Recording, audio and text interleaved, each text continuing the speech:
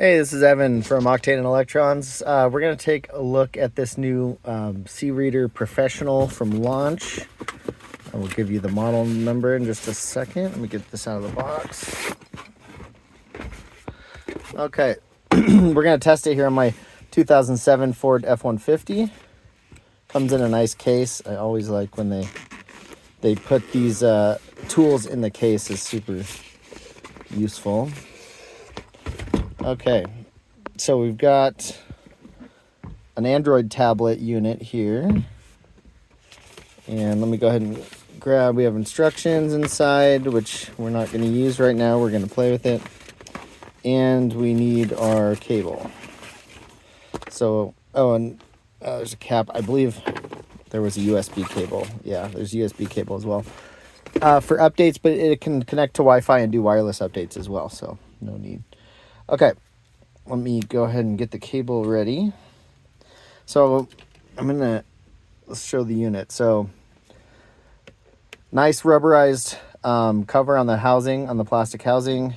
Good buttons, easy to use. Home, directional buttons, okay, and back. Nice. Okay, looks like there is a jack right there. It doesn't come out with the cable for that, so I don't know. Interesting. I don't know if that's a separate charger, or let me look. Oh no, sorry. I didn't check the cable. That is I thought it was a USB cable for updating. It's not. So it's a USB charge cable. So that would plug in to that port right there. Other end into a USB charger. Okay, great. Because like I said, it has wireless updating. So, all right. So there's our ports on the top. We have a serial.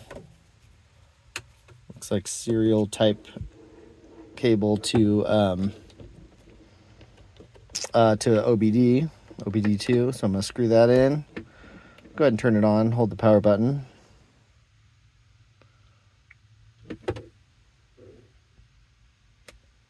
Did I get it? Let me tap it. There we go. Okay, so that's starting up, and let me go ahead and get the cable plugged in down here on the truck. The OBD2 port on the F-150 is down here. Okay, got that plugged in.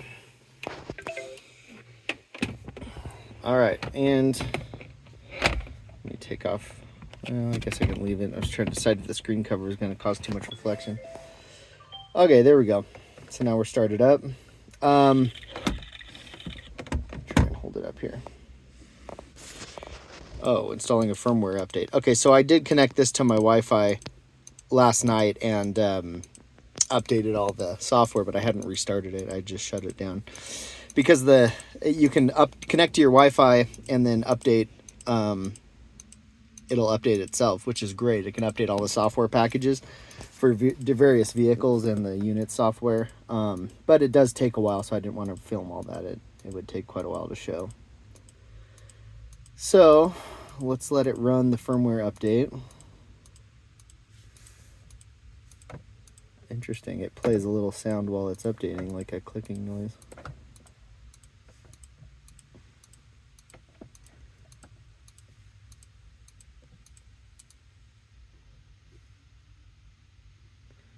All right, 100%. Okay. Oh, it's because it was plugged in. It was doing the VIN scan. Okay, so I'm going to turn the key on.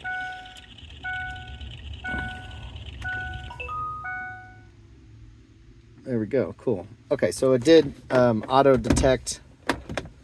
Jeez, come on, stay up here.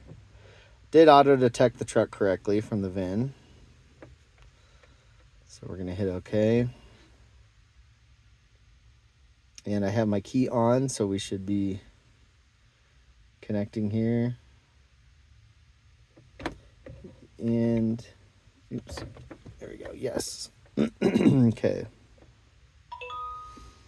All right, so it's running a health report on the vehicle. Diagnosis report, 2007 F-150. I didn't put in any of my shop info or anything. All right, ABS, PCM, and restraint control, all normal. Disclaimer. So report looks good. Share, you can usually, oh, I'm not connected to Wi-Fi here. I'm not at home. So that makes sense. You can usually email them from the unit, but you can also create a PDF file. Okay, we don't need to do that. I'm going to go back. So here from scanning the vehicle, it's showing normal. There's no codes anywhere, but we should be able to enter each of the modules by pressing enter. So we can go into the ABS module, which I suspect will, yeah, show us module info, specific fault codes, clear memory, or data stream. So that's very cool. Module info, should not be any fault codes. I'm not going to run any of the tests. Read data stream. It shows us all the options. So we'll select a couple and hit OK. And then we should be able to view the status of those options. So that's great. Super useful. I like that it shows battery voltage up here in the corner. That's very cool.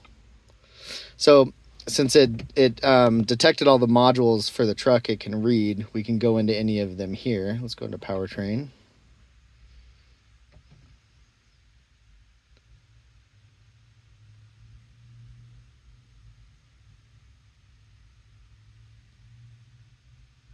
Probably takes longer because there's tons of different what do you call them, PIDs or whatever, different values that are monitored for the powertrain module.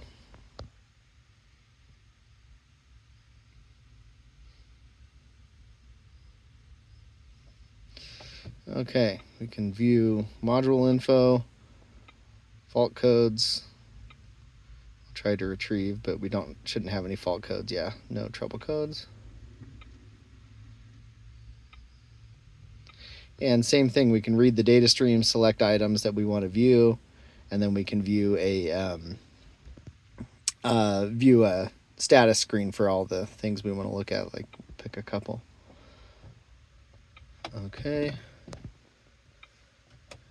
And then we can view a screen of just the items we want to monitor.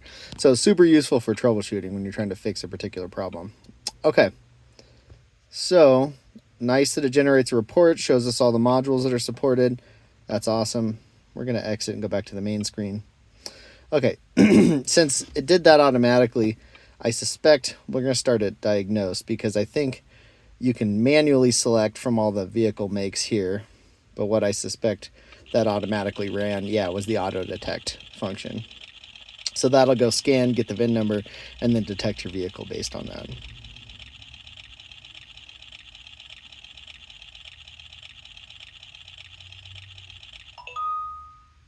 Yeah. So that's how we got into it. Looks like it ran that automatically when it connected to the vehicle. Okay, so as soon as this gets to the screen, we're going to go back to the home screen.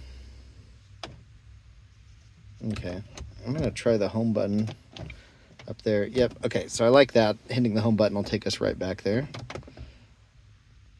And let's see, OBD2. Yes, we want to exit current diagnosis. Yes, our vehicle specs were detected correctly.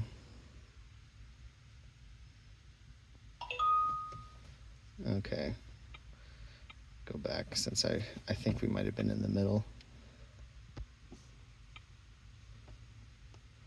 There we go. Okay, OBD2. Reading and connecting to the vehicle. Then I suspect this will check all the standard OBD codes that might show up. This truck has like 40,000 miles on it. It's in good shape. It doesn't have any problems. And don't have any trouble codes set. Okay. So it detected the right protocol. It connected. And here's the standard OBD menu. So we can read our emissions readiness. We can read live data, which is similar to what we did before. Check the options, hit OK, it'll show us those values. We can freeze frame data to view. We can read fault codes, clear fault codes, which we don't have any here. We can try read, but there are none. Onboard monitoring tests. And let's see. Let's read vehicle information. I suppose that'll show us year and model again. VIN, calibrations. In-use performance tracking. You've never seen that before. Okay, showing spark information. Interesting. Let's see, control of onboard components. That tries to run an evap system leak test. Okay. Yes, we'll end that session. Okay, so good standard OBD2 features. That's awesome. Easy to use. Let's do IM. That should check all of the readiness monitors for emissions testing. So it connected. Now it's checking all of the monitors to see if they're set for emissions testing success. Good. Misfire, fuel, components, and catalyst all completed, and heated catalyst not supported. So cool, you can do a quick readiness test for emissions from a shortcut on the menu. That's useful. Reset. This is going to reset service reminders. I'm not sure what AF is. Brake reset, oil reset, SAS, I think steering angle, battery, bleeding, electric throttle. This truck doesn't support any of that stuff, so I'm not going to do that.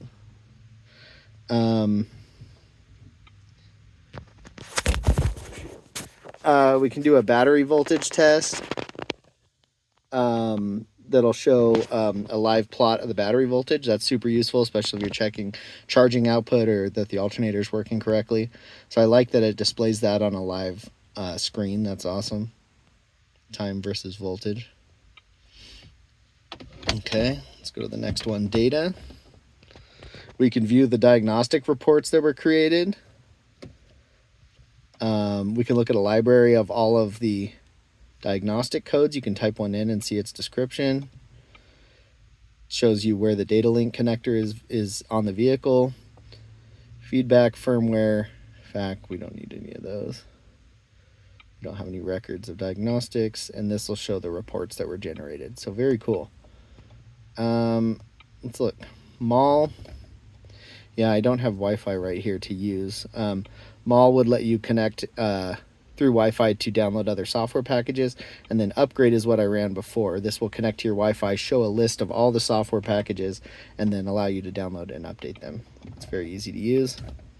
And we have a full settings menu to adjust all the Android tablet settings. Let's just check. I didn't really use it, but yeah. So you can use the arrow keys over here to select items, and you can hit OK to go into an item, which is great. So I like the combo of bright screen, touch screen, and hardware buttons. That's very cool and convenient to use. Okay, so I'm going to hit back and home. So nice combo, hardware buttons, good screen, good touch screen, lots of options, everything you need in one tablet. So I really like this. This is very easy to use, works well, nice package, good screen, good housing. So this does everything I'd want in a scanner at a great price point. So yeah, I definitely recommend it. This thing is excellent. Very good. All right, thanks for watching.